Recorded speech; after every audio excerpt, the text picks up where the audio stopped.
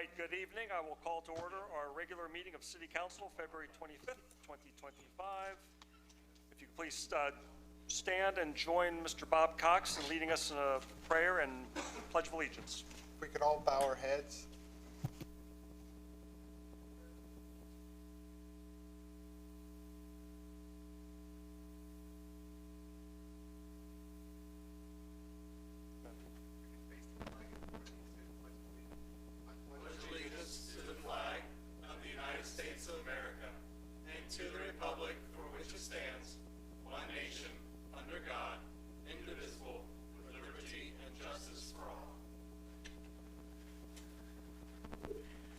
Would you please call the roll? Sure. Mr. Tankersley? Here. Mrs. Sharpshire? Here. Mr. Cook? Here. Mr. Lovett? Here. Mr. Cox? Here. Mrs. Knight? Here. Mr. Schmidt? Here.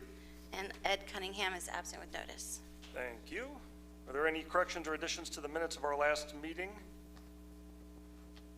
Seeing none, the minutes will stand as approved, as written and distributed. Reports and communications, Mayor Hardman.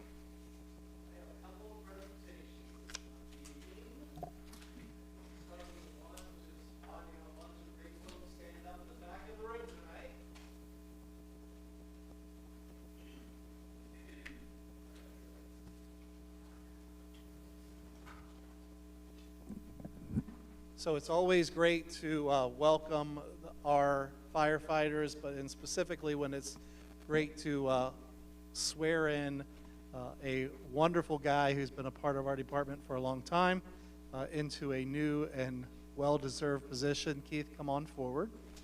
Chief, where are you? Come on up here too, please. So this is Keith Becker.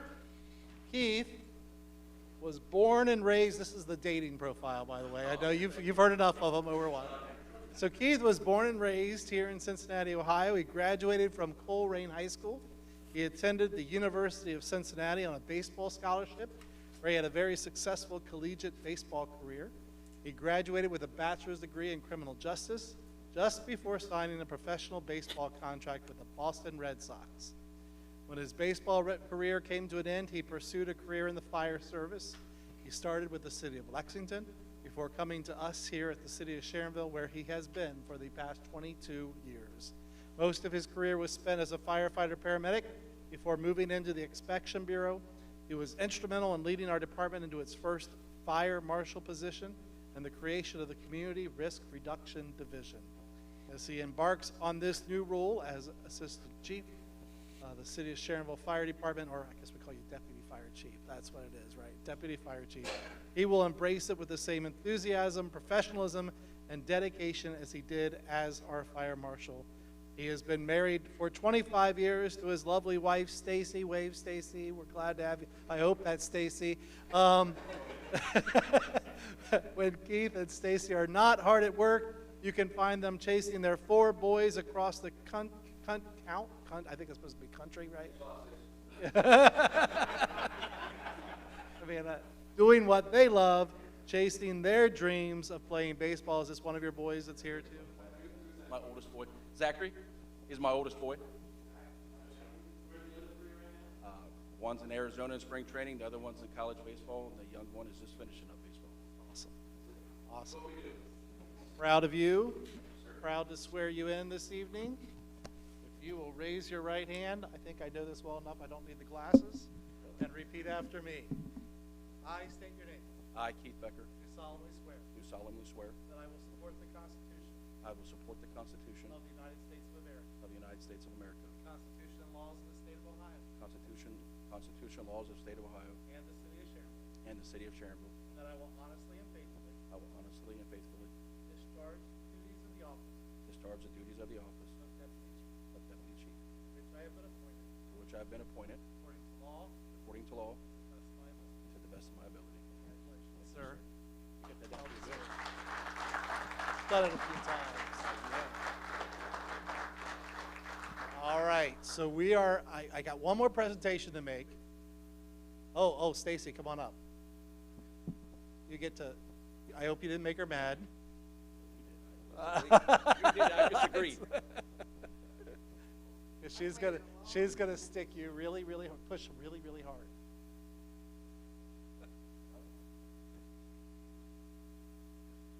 Well done, well done. Congratulations.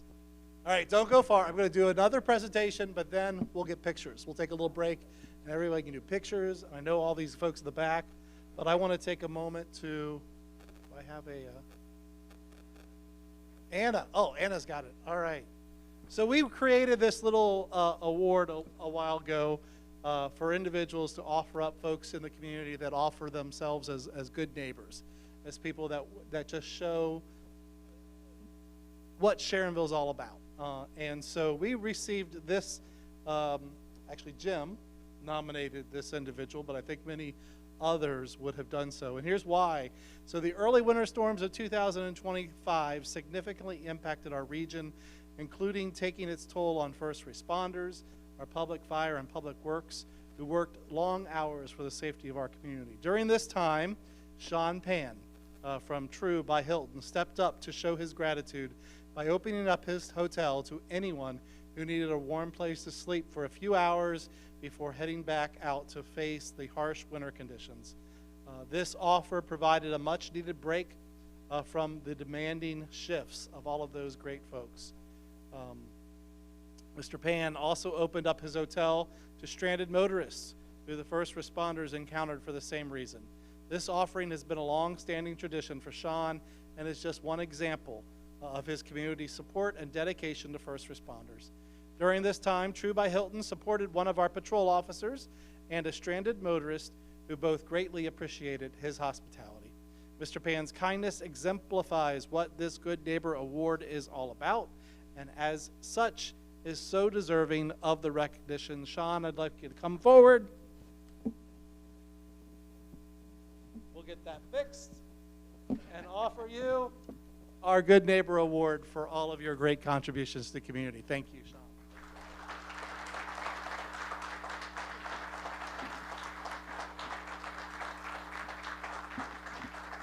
Let's get that fixed. It slides right in there. Look at that. Perfect. All right, here we go.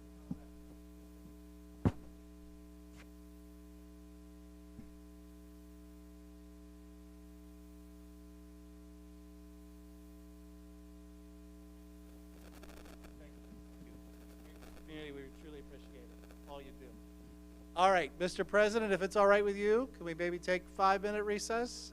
I know all these folks want to take a few minutes to celebrate with Keith, take some pictures. Sean, if you want to grab some more pictures, all that good stuff, say hi to all these folks up here. They want to congratulate Keith as well, and thank you, Sean. So we're going to take 5 minutes, and we'll come back to our meeting in a few.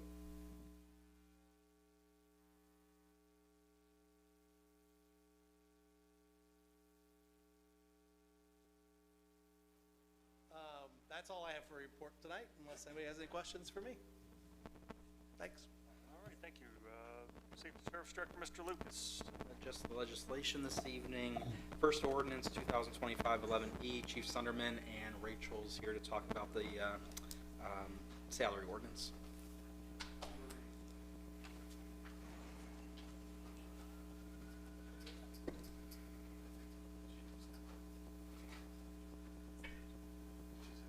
Good evening again, all. Excuse me. We recognized with the promotion of deputy chief and the fact that the assistant chief position was vacant for 3 years, that the pay ordinance did not match the market pay for that position. Pay B, grade C, so we were requesting to bring that back up to market. Questions for the chief? All right. Thank you. Chief Nesbitt's here to talk about the next ordinance 2025-12.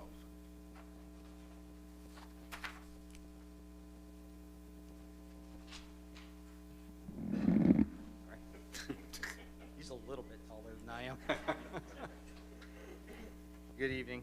This evening I'm asking for some help to correct a mistake that I made.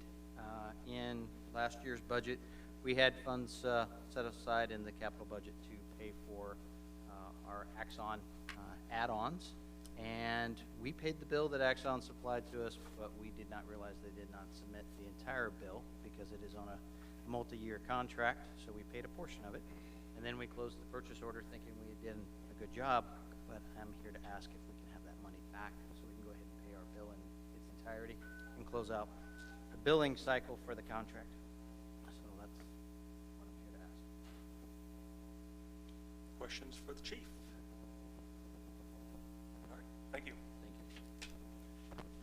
And then David's here somewhere.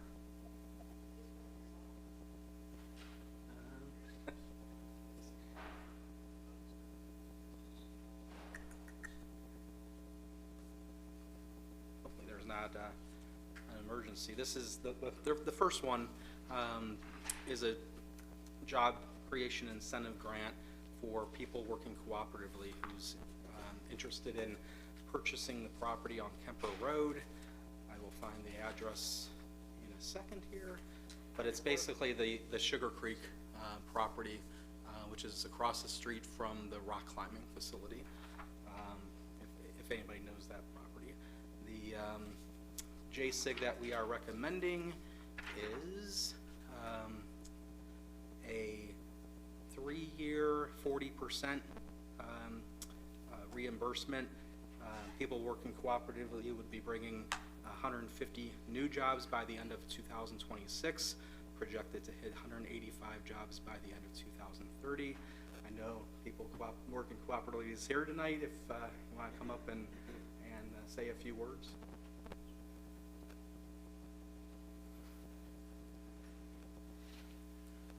Thank you for this opportunity. I'm Jock Pitts with People Working Cooperatively. I'm proud to say we closed on that property yesterday evening at 5:30, so we are now proud members of the Sharonville community. It will take us a while to move into this community as we have some renovation to do and some beautification to do of the facility. But I want you to know that so PWC is a bit of a unique organization. We're one and only, and we provide emergency repairs and services to allow people to remain in their homes safely and securely.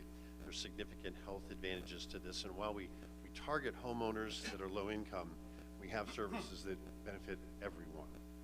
And that's important because we all are neighbors and part of the community. And the state of Ohio has asked if PWC's services could be extended throughout the state of Ohio. And to do that, we had to grow our capacity. And so the present location we had just wouldn't allow us to expand to the place that we think we need to be. So our new headquarters on East Kemper Road will allow us to grow for the foreseeable future. 25, 50 years, I don't know what it will be, but we are very pleased to be in this safe, secure, and vibrant community of Sharonville. And I thank you for the opportunity for the job creation bill as well. Thank you. Welcome to Sharonville. Thank you. And then David's also here to talk about the next ordinance dealing with the JSIG for Project CPA is what we're calling it.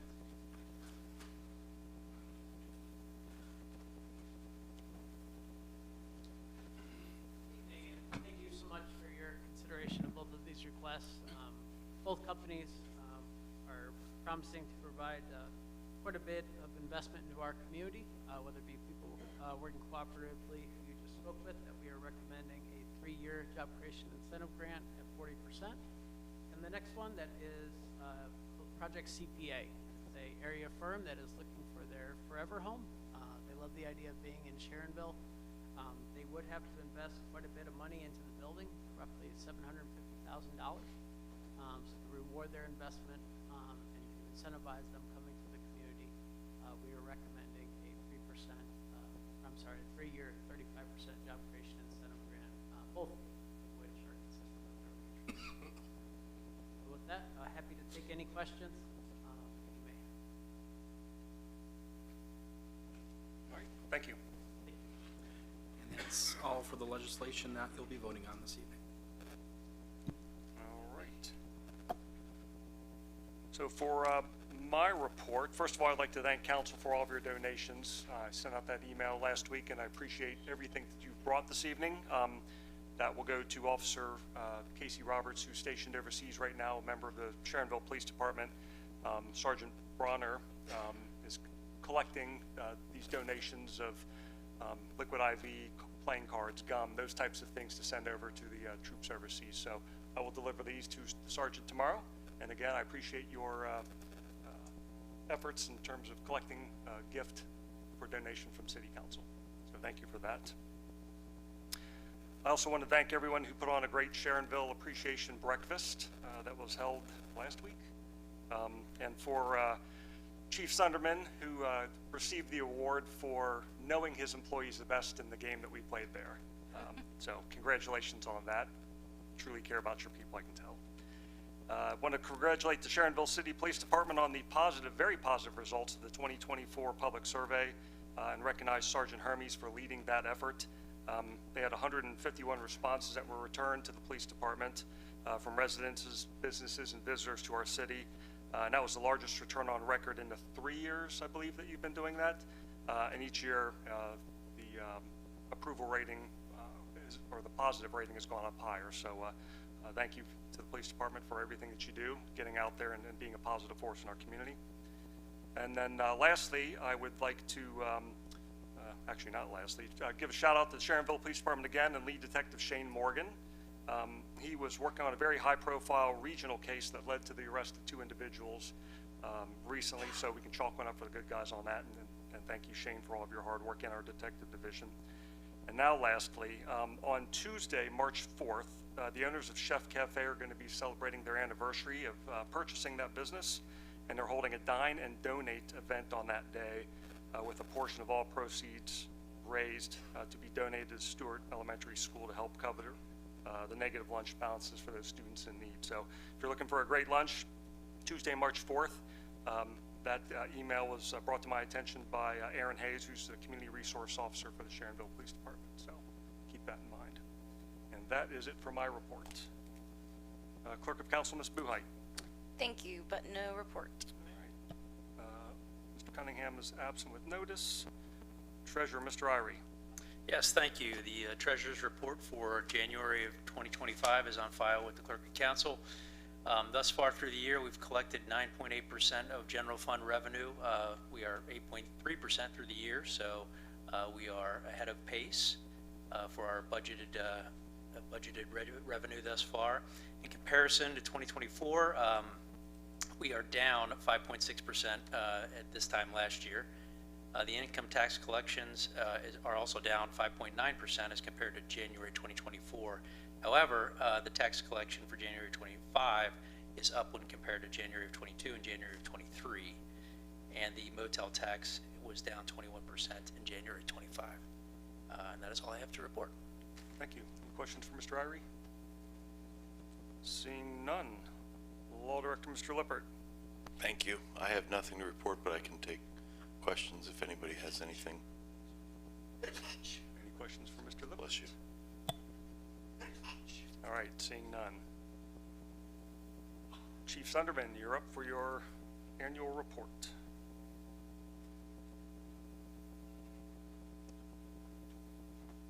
Great. Well, as always, I have to start by thanking Terry for making the IT work each and every time. There is a department head up here wondering what to do with the PowerPoint, so thank you, Terry. So this year in our annual report, focusing back on 24 and looking a little bit ahead in 25, over the last couple of years, I've always tried to pick out a theme. If you recall, 2 years ago, it was really a lot of focus on the people. Last year, we focused on the language that we speak. We looked at some larger fire events, some EV fires, some of the things that are changing how we operate in the fire service. So I'm hoping to bring that together today and in part talk about when we submitted our annual budget, some goals that not only we had set several years ago, but we've set going forward, and in part where are we with those goals. So the first quote there is to really signify that I am focusing and the department has focused on succession management. You can see that by mid-2027, which we know is going to be up on us in the blink of an eye, that we have about 16 members that will be eligible for retirement, and about half of those are supervisors or managers in some way, shape, or form, whether lieutenants, battalion chiefs. I myself am in the deferred comp program right now. Chief Peck is retiring April 4th off the top of my head. So we are very mindful of that. I thought about titling this report was "So What You Doing About It?" So I do want to, kind of talk, what are we doing about it? And at a time, too, our run volume continues to increase. Again, we did talk last year that we did have a little dip in 23. I was not willing to call that a trend with 1 year of data, and thankfully I didn't call it a trend because we did pop right back up there in 2024.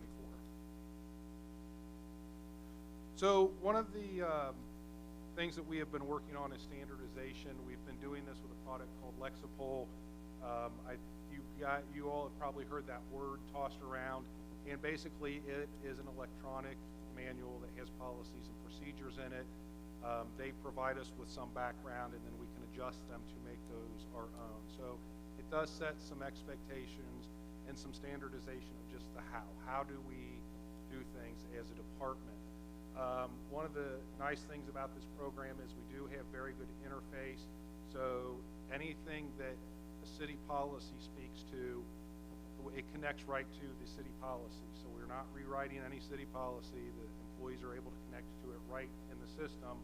But obviously there's not a city policy for emergency driving, for example. So that's where we're able to supplement then fire department specific policies. And then the system does interface with each and one of our employees, where they do have to get a notification once they read the policy or procedure, and then that does report back to the managers in the department to make sure that everybody is reading it and acknowledging. So we've been at this for just a little bit over a year with 37 policies and 10 procedures, and this will continue to grow as time goes on. The other thing we're working on with standardization is a product called First Due. I do want to give a shout out to Marcus Roos. Is he in the room? He's on vacation. Give him a shout out. He's on vacation. How do you all like that? I know it's his unit thing. Has done a ton of work on First Due, along with Keith Becker, and ultimately what this product will do, this is an app. Everybody can put it on their phone. We can see it on our computers that are in the apparatus, and right within the system we can see what the nature of the call is, and we can just go deeper into the system. We can see the actual notes that the actual 911 operator is taking, and those will get updated so that crews are more aware of what they're responding to. And then within that program there is mapping, and that mapping just gets more and more in depth. The example I have here on the screen is St. Joe's Infant Home, which is basically a campus. And, as we just putting this in context of, we have 16 people in 2027 that have a lot of institutional knowledge. I'll bet you the folks behind me that have 20 years in know exactly where Cottage 5 is.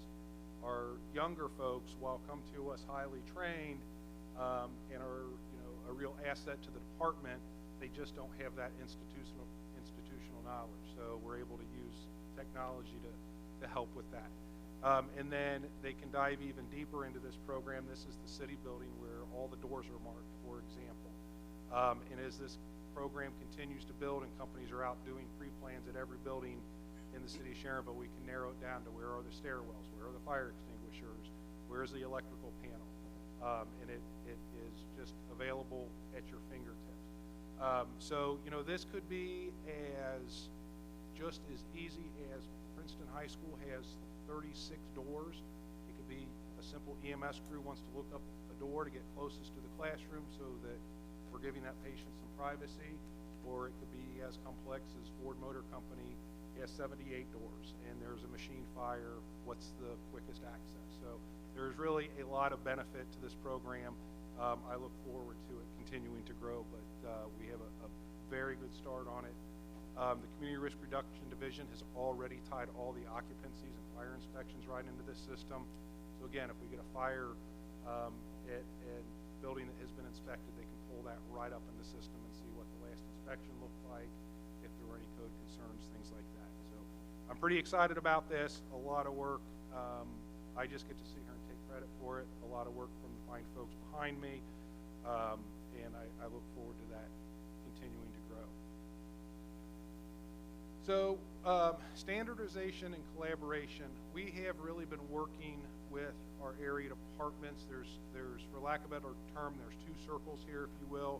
One we call the central fire chiefs, which are the fire departments immediately around us, and then the Hamilton County Fire Chiefs, which are all of the Hamilton County departments. So one of the ways that we collaborate is we are all using the blue card incident command structure. You've heard this word over and over and over. I cannot sit here and do it justice, so I'm going to give you bits and pieces. You know, this is one of those things that that program does, is our crews can be in different rooms and they pull up to a building and this is what you see.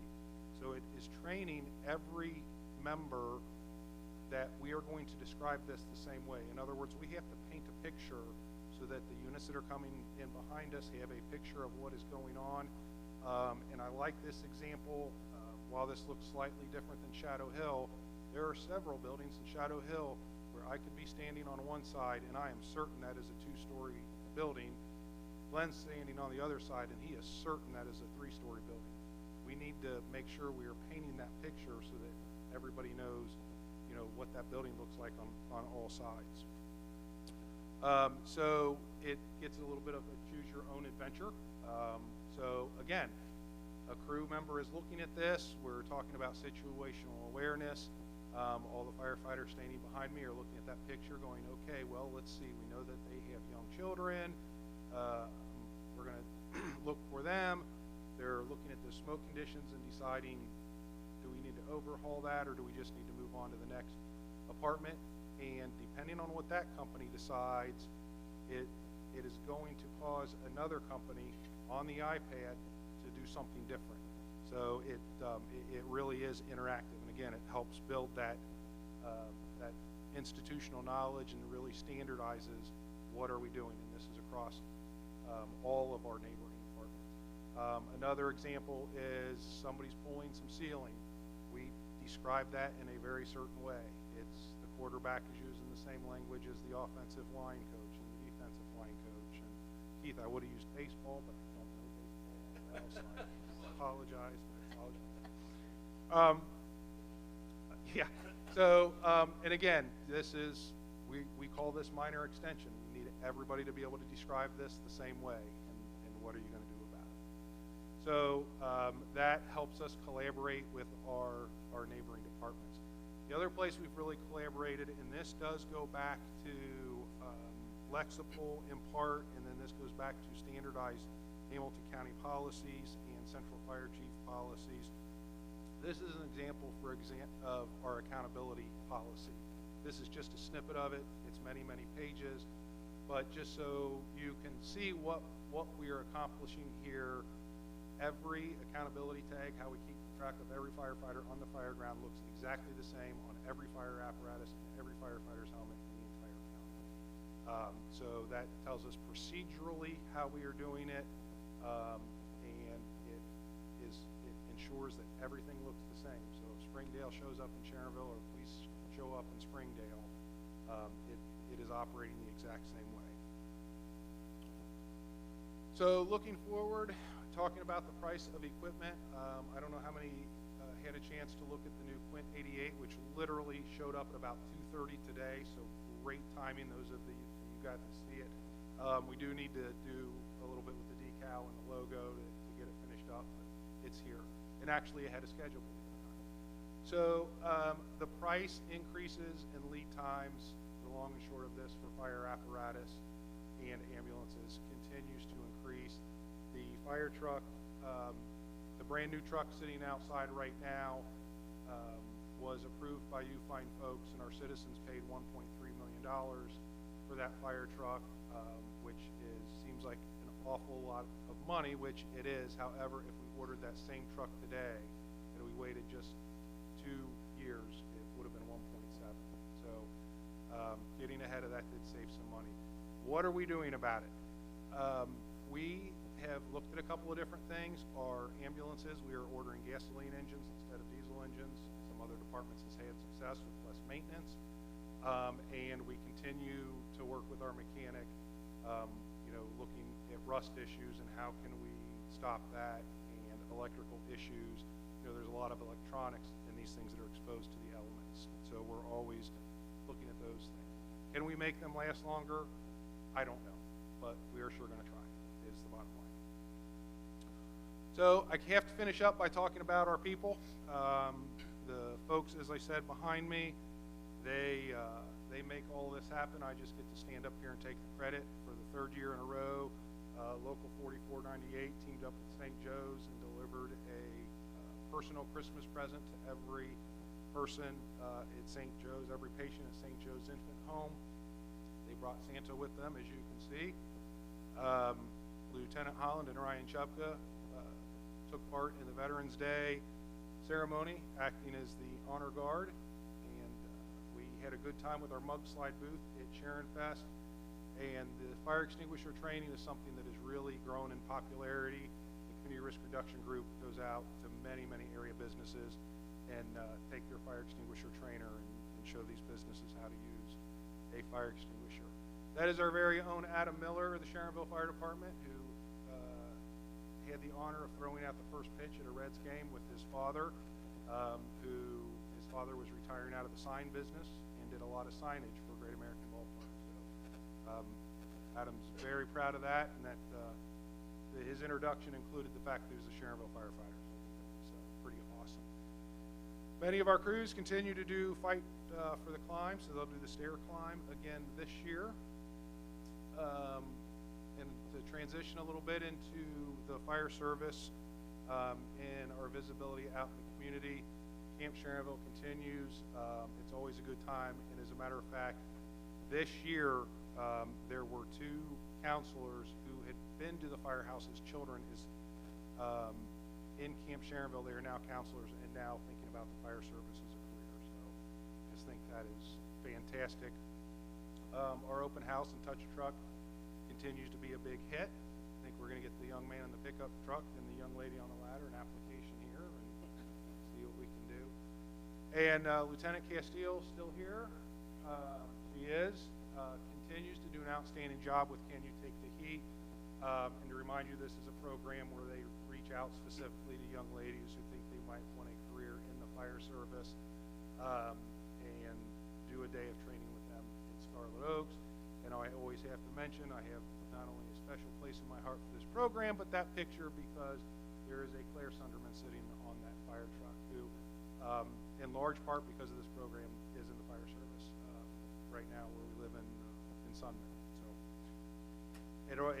all of these things help with recruiting, and that's with all the retirements we have coming up, not as many people getting the service. That's what we're doing about it. So our last quote of the day, I think, really speaks to why do we need to concentrate so much on succession management and trying to increase our institutional knowledge, and I think this says it all. So with that, I will gladly take any questions, and we appreciate you all letting the fire department take questions. That 3-year look back on the number of runs, does that include mutual aid and Glendale runs, or is that strictly Sharonville? All of our runs, mutual aid and Glendale. Yes, I want to thank the chief because he was our guest speaker at my senior citizen meeting Monday, and he usually 15 minutes is our time for the speakers, but he went 25, so they were very interested in everything he had, especially when he told them how much the fire truck costs. That was a little, but I just want to thank you so much. Well, and then I'll do anything for cookies and coffee. Yeah. Always get a phone, so. And then next Monday we have Chief Nesbitt come and talk to the seniors. So. Can you exceed 25 minutes? Okay. Chief Sunderman, as far as the fire apparatus and the lead time, do you see anything in the future that becoming shorter? We actually talked to our vendor about that today when he delivered the fire truck, and right now, no. As a matter of fact, the ambulances are more problematic than fire trucks right now. I remain confident with the manufacturer that we are using, but those lead times just keep growing and growing. Logically, the day would come where they increase capacity, but I think like everybody else, they're searching for employees. So I don't have a good answer, other than right now today, we don't see that change. All right, Chief Sonderman, thank you for your presentation, very informative, and your leadership, and thank you to the entire fire department for your hard work in keeping our community safe. Much appreciated. Thank you. Thank you. All right, at this time, are there any residents desiring to be heard before council this evening? Seeing none? Paul, I just want to let you know, Tim Schmidt is absent with notice. He's at something up at the state building, so he's honored something. He told me, I can't remember. I Thank you. appreciate it, thank you. I was going to send the police department out to look for him. All right, council committees, community development, Mr. Tankersley. Thank you. The only thing I have to report is the next BZA and Planning Commission meeting will be March the 12th in these quarters, starting at 6:30.